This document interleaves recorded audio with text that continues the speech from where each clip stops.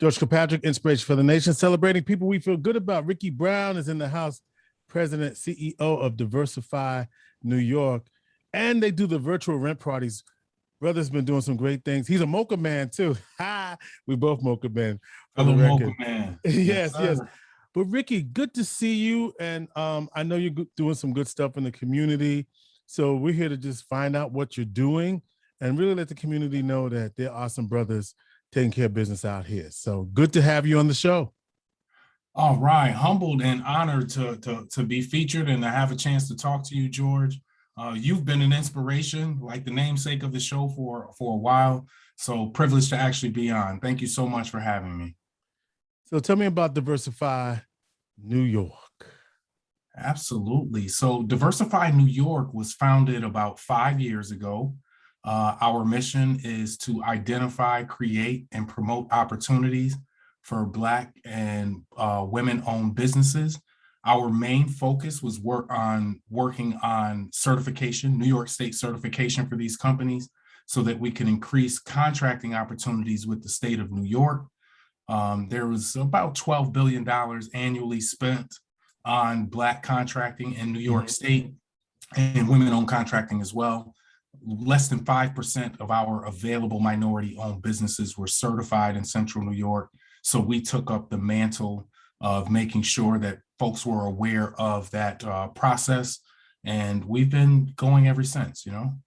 And so how do people find it? What kinds of assistance do you provide to those individuals who are looking to become certified by the state of New York? Well, we were fortunate, George, and this year we were awarded our largest contract from the county of Onondaga. This was post-pandemic. Through the Alliance for Economic Inclusion, we were awarded roughly $366,000 to carry out this work. Over the next 3 years, it allowed us to spread to 4 surrounding counties, including Onondaga County. But we are also in Oswego, Oneida, Madison, and Cayuga counties, where there are also Black-owned businesses who are not receiving those contracting opportunities.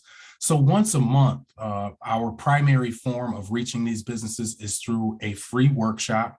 This workshop walks all those companies through the certification process with New York State, among other things. As the only minority certified technical assistance provider in the area, we also work with them in a number of other auxiliary areas that they would need to be certified, helping them to form their EINs, their DUNS numbers, and a number of other technical areas that they would need in order to procure government contracts. And you were also the recipient of some of the, what's it called, regional economic development monies a couple of years ago? Well, what happened was I was a champion for other firms.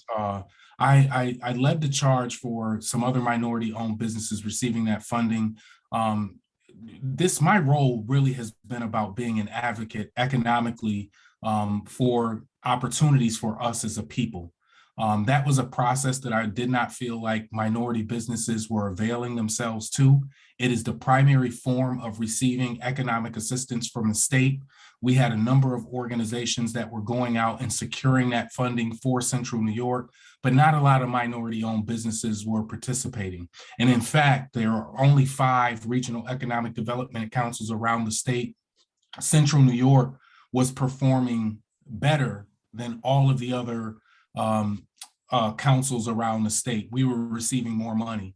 And that led me to kind of lead the charge again and go out and start making folks aware of this process, helping them to navigate it by helping them with their applications to get through there.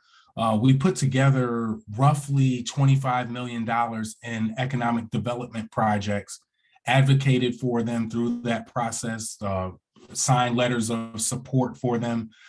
Dr. Chanel Todd Benson Reed are one of those projects. For example, they're opening up one of the first Black-owned dental labs in the country, and they were able to take advantage of that process. So my role largely was to advocate, make sure folks were aware of that, and then to bring awareness through that process, and also help them apply for it. Well, did I misread that? Didn't Diversify New York also receive funding from that project?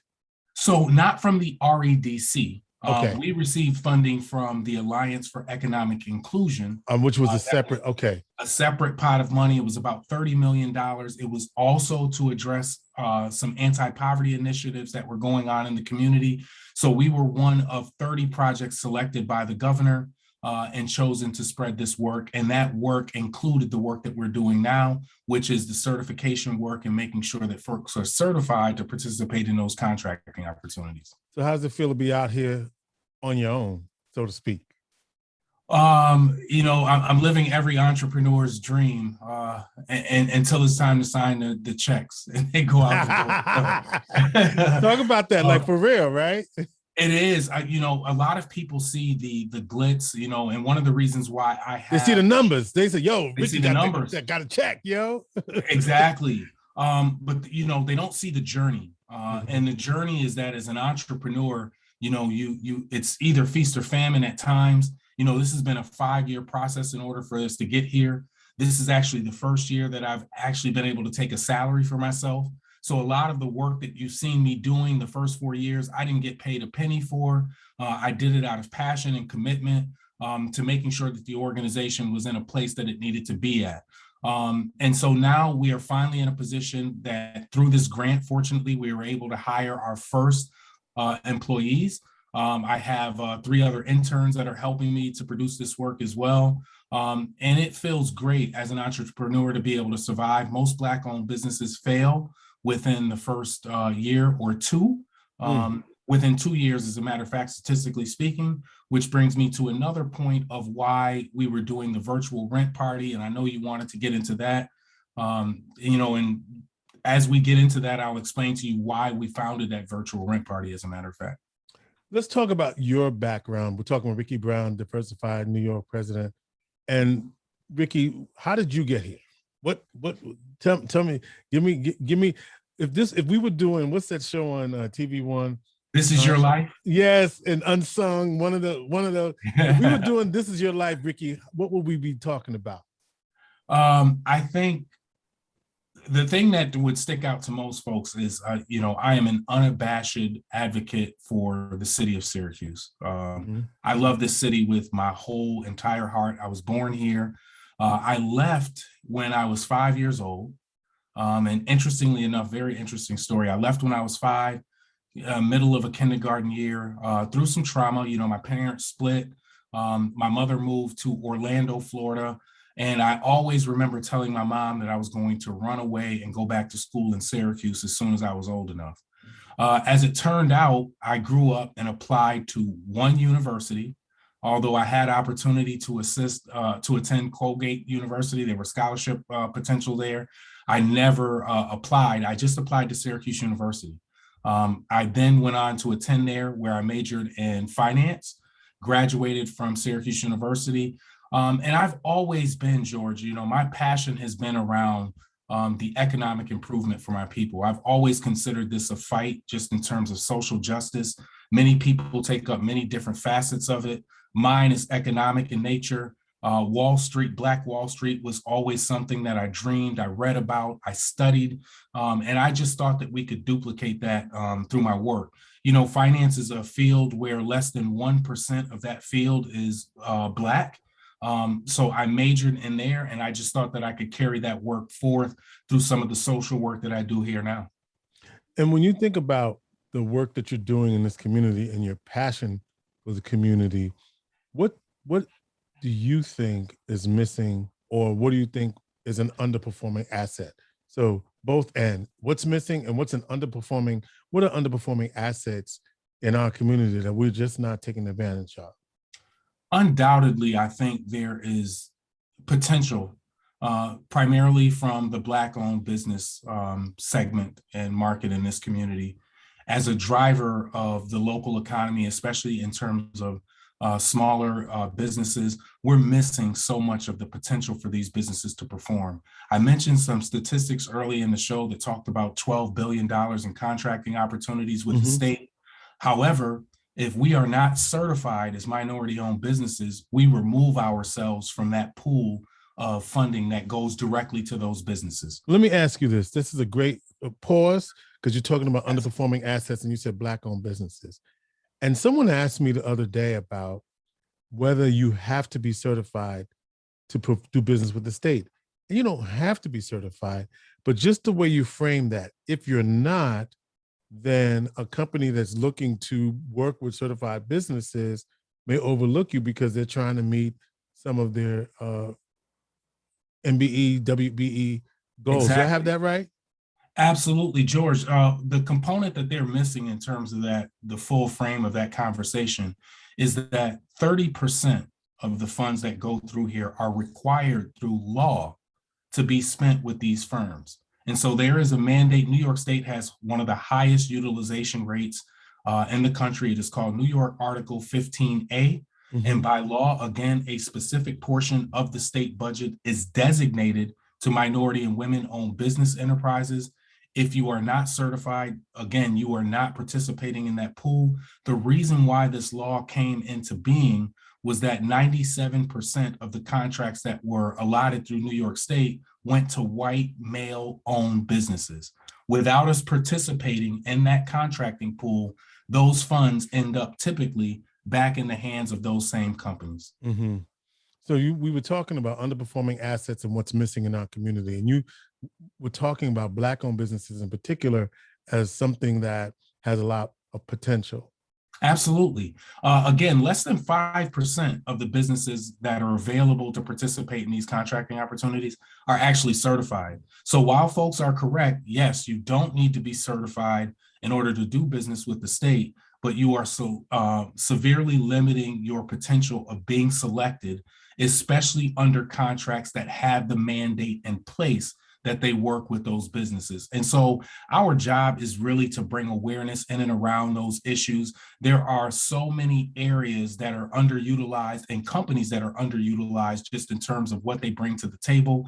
Services, for example, are the fastest growing segment that New York State is contracting with. Whether or not you're supplying office supplies, cleaning supplies, services such as mine as a technical assistance provider, these are all areas that New York State is reaching out to and putting funds into the community's hands if you are certified as a minority-owned business. So what's missing?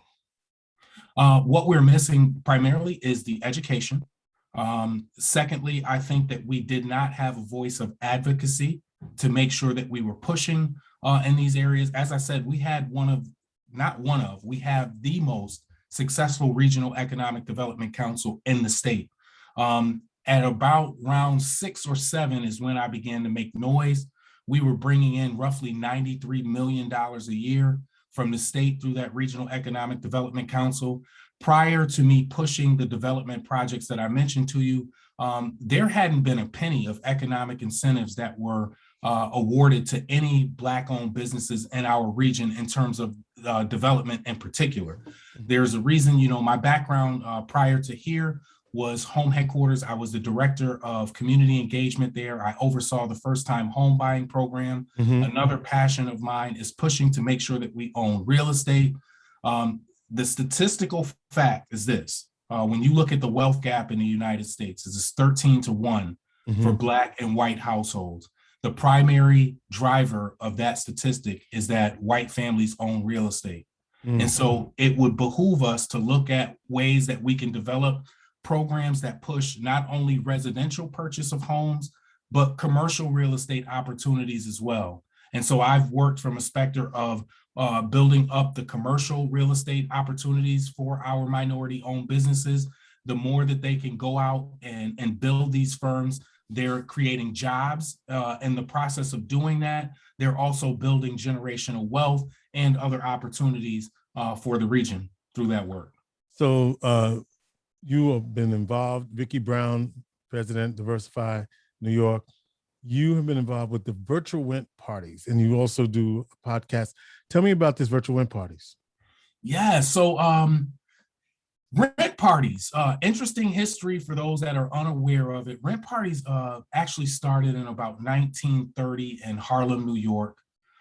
It was a way that Black families organized to prevent some unfair rent practices that were going on. They would try and get together and raise the rents and get Black families out of New York. And Black folks being Black folks are super creative. They came up with the opportunity to do something called a rent party. The rent parties, they would typically charge 10 cents for entries. They would charge another 5 cents for a cup, 10 cents for food, and they would have live entertainment like jazz. And it is one of the ways actually that jazz was proliferated around the country as well. And so those families would organize. Typically, you might see 10 or 11 parties on one block. They would throw the party for the weekend, and then their rent needs would be met. And it was a way, again, to stave off the unfair rent practices that were there. I looked at that and I said, what was a way that we could reimagine the rent party and have the Black business community be a benefactor of that effort? And so the jazz band became DJ Maestro, who's our live DJ and resident DJ for the show. And also, I decided we were going to go out and raise funds and make sure that one Black-owned business per episode would receive $500 towards their monthly obligations and operations, because through the pandemic, we knew that Black-owned businesses were closing at a rate 4 to 1 compared to the national average. And so this, again, became my fight to go, how are we going to prevent our Black-owned local businesses from closing? We went out and garnered all of the local community support that we can, and the feedback has just been tremendous, George. That's developed into a once monthly broadcast, which is broadcast live on YouTube. We brought on Black Cub Productions, Upstate Sound and Vision, did the first 5 or 6 episodes, and Chris was wonderful working with us and making sure we built a platform to not only highlight at least 3 Black-owned businesses from the community per episode. Those businesses would directly benefit by having an infomercial produced for them, branded and with their logos and everything else. After the show is taped, they are free to disseminate that. And again, to share throughout their networks in order to build awareness around our efforts. That's fabulous. And so are you done for the season now with the virtual rent parties? No, we are in episode 7 or 8. I lose count now that we've gotten here. You know, these things tend to grow legs of their own. I didn't anticipate it being where it is, the reception being what it was, but it's taken off. But we do have another 4 or 5 episodes that we'll be taping for the season. Again, it's been such tremendous help to those Black-owned businesses here, seeing them invest back into their businesses. Who Want Smoke, for example, I just saw her post last week. She went out and bought this big tent that she goes out and uses for community events. And so that's like the ultimate currency for me in terms of payment for the work that we're doing, is seeing those businesses thrive. Yeah. It's been huge. Tamika Barnett, Who Wants Smoke? Who Got Smoke? What is it? Who Wants Smoke? Barbecue's great. Yes, and, I love it. And she was at an event the other day, and it was a steady line in the rain, right? Yes, it was beautiful. Well, Rickey, I think that I wanted to just talk to you and let people know that you're out here doing this. And I think anytime we can use our platform to showcase what folks are doing in the community, we want to showcase uplifting people, celebrating people we feel good about. So absolutely, we invite you to the conversation. What would you like to leave our audience with in terms of, if they're a budding entrepreneur, they want to get certified, they're trying they may be trying to survive the pandemic, what would you want to say to them? First of all, that there's an advocate that is active in the area that has your best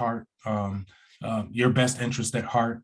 The work that Diversify New York is doing and accomplishing, it will build the regional prowess of our businesses. It'll show the economic and collective power that we have as both a community and as a region.